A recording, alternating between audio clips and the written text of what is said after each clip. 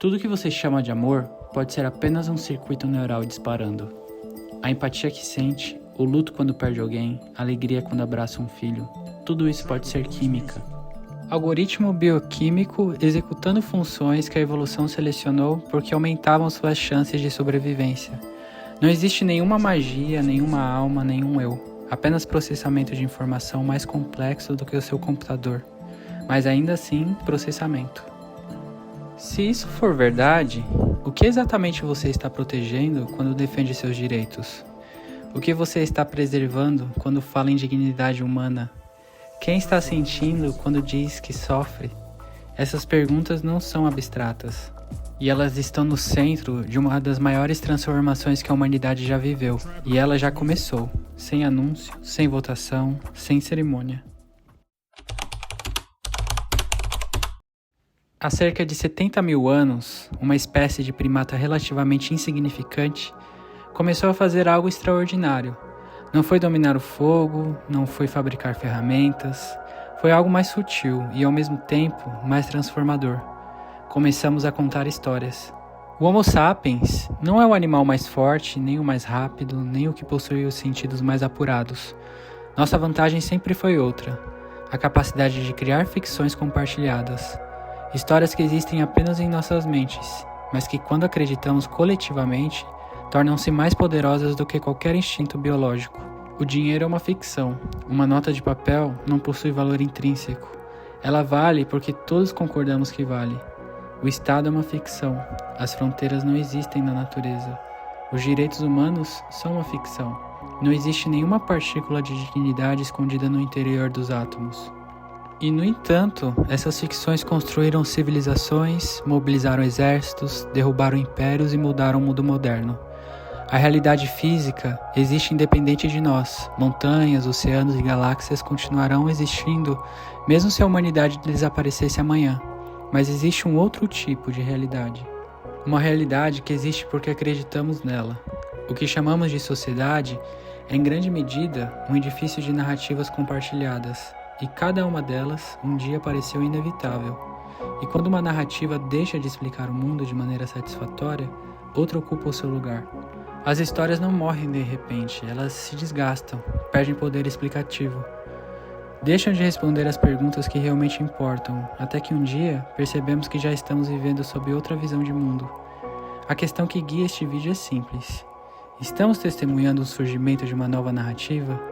Uma narrativa que substitui a visão antropocêntrica centrada no ser humano por uma visão datacêntrica centrada nos dados?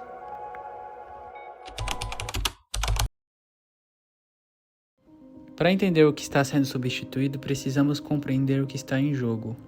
O liberalismo não é apenas uma teoria política, não é apenas democracia e nem livre mercado. No fundo, o liberalismo é uma teoria sobre a mente humana. Ele repousa sobre 3 pressupostos. Primeiro, existe um eu. Segundo, esse eu sabe o que quer. E terceiro, esse eu escolhe livremente. Toda a arquitetura liberal depende dessas ideias. A democracia pressupõe cidadãos capazes de escolher. O mercado presume consumidores capazes de saber o que desejam. Os direitos individuais imaginam indivíduos autônomos. Mas e se essas premissas estiverem erradas? Nas últimas décadas, a neurociência começou a levantar dúvidas desconfortáveis. Quando cientistas procuraram um centro de comando dentro do cérebro, não encontraram um capitão conduzindo a embarcação. Encontraram redes, processos, sistemas distribuídos. O cérebro parece menos uma monarquia e mais uma multidão. Os experimentos com pacientes de cérebro dividido tornaram essa conclusão ainda mais perturbadora. Após a separação dos hemisférios cerebrais, alguns pacientes demonstravam comportamentos contraditórios, como se existissem 2 vontades habitando a mesma cabeça. O eu unificado começa a parecer menos uma entidade e mais uma narrativa construída posteriormente para explicar comportamentos já ocorridos. E o livre-arbítrio? Experimentos clássicos indicam que a atividade cerebral associada a uma decisão pode ser detectada antes mesmo que a pessoa se torne consciente dela. Primeiro o cérebro decide, depois a consciência toma o conhecimento da decisão. A consciência parece menos uma capitã e mais uma comentarista. Mas isso não prova que o livre-arbítrio não existe, mas torna a crença nele muito mais difícil. E para a política e a economia, essa dificuldade se torna um problema prático. O liberalismo pode ter triunfado não porque era verdadeiro, mas porque era útil. Durante séculos, era economicamente vantajoso tratar cada indivíduo como valioso. Cada trabalhador importava, cada soldado e cidadão importava. Mas o que acontece quando algoritmos começam a desempenhar parte dessas funções melhor do que nós? É aqui que uma nova narrativa começa a emergir. Foi Yuval Harari quem popularizou uma das descrições mais provocativas dessa transformação. O nome dessa narrativa é dataísmo. Tudo começa com uma pergunta. O ser humano é um algoritmo bioquímico? Quando você vê uma maçã, seus olhos captam luz, neurônios disparam, hormônios se alteram. Memórias emergem e antes que você perceba, você já pegou a maçã. Não foi uma escolha, foi um processo. Entradas, processamento, saída... O mesmo ciclo que acontece dentro de um computador. Em outras palavras, executa um algoritmo. Um algoritmo extraordinariamente complexo, escrito em linguagem bioquímica em vez de linguagem computacional, mas ainda assim um algoritmo. Se organismos são algoritmos, a diferença entre um cérebro humano e uma inteligência artificial começa a parecer menor do que imaginamos. Ambos processam informação, aprendem com dados e produzem respostas. A diferença parece ser de complexidade, não de natureza. E aqui surge a hipótese mais radical do dataísmo. A vida não seria definida por consciência, significado ou propósito. Seria definida pelo processamento de informação. Organismos, sociedade e computadores seriam apenas diferentes manifestações de um mesmo fenômeno. Fluxos de dados organizando-se em níveis crescentes de complexidade. É nesse ponto que o dataísmo deixa de ser apenas uma teoria científica e começa a assumir contornos de uma religião. Toda religião faz duas coisas. Além de explicar o mundo, ela determina valores. O dataísmo também faz ambas. Seu valor supremo é o fluxo de informação. Quanto mais dados circulam, quanto mais conexões existem e quanto mais eficiente for o processamento, melhor. Harari escreveu: assim como o capitalismo começou com uma teoria científica neutra, o dataísmo está em mutação para tornar-se uma religião. Seu valor supremo é o fluxo de informação. E talvez exista um motivo para essa narrativa ganhar tanta força. O dataísmo possui uma vantagem que poucas narrativas tiveram na história. Ele constrói máquinas que funcionam. Algoritmos influenciam campanhas políticas e ajudam a moldar eventos históricos como o Brexit e a eleição de Donald Trump. Sistemas de análise de dados conseguem identificar surtos epidemiológicos observando padrões em pesquisas na internet, deslocamentos geográficos e informações produzidas por milhões de dispositivos conectados. Mercados financeiros movimentam trilhões de dólares diariamente por meio de decisões tomadas por algoritmos em velocidades impossíveis para qualquer ser humano. Em alguns domínios, o algoritmo já não é apenas uma ferramenta, é uma autoridade, e a autoridade gera credibilidade. A narrativa ganha força não porque promete, mas porque entrega. Nenhuma teologia precisou provar-se tão concretamente. O dataísmo faz a cada atualização de software. Talvez seja por isso que o dataísmo tenha potencial para se tornar a história mais poderosa que já criamos. Ele é holístico, explica a biologia, psicologia, economia, tecnologia e até a política. E ao mesmo tempo constrói ferramentas que utilizamos todos os dias. Poucas narrativas conseguiram algo semelhante. A maioria explica o mundo, o dataísmo também o transforma, mas sua ideia mais radical ainda está por vir.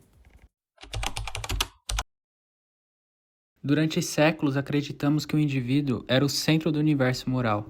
As instituições existiam para servi-lo, os governos existiam para protegê-lo e os mercados existiam para satisfazê-lo. O dataísmo propõe uma inversão. O indivíduo não é o elemento mais importante do sistema, é apenas mais um de seus processadores.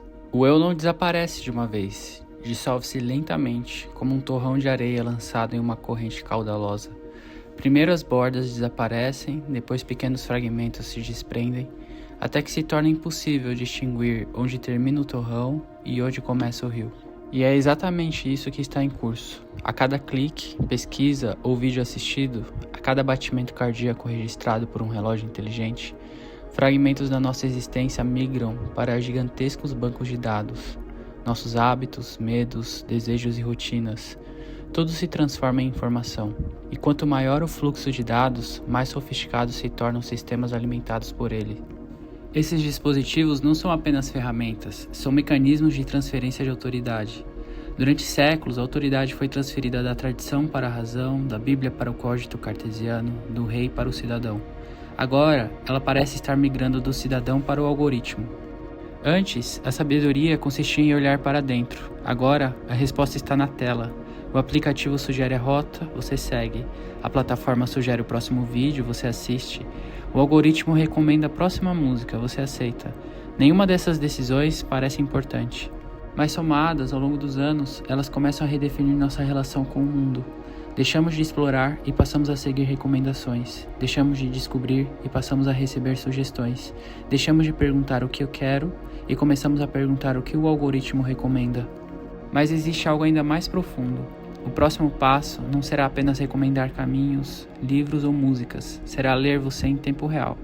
Não você que se apresenta ao espelho. Não você que responde a questionários. Mas o você que seus hormônios revelam, que suas pupilas dilatam, que sua frequência cardíaca denuncia antes mesmo que você saiba o que sente.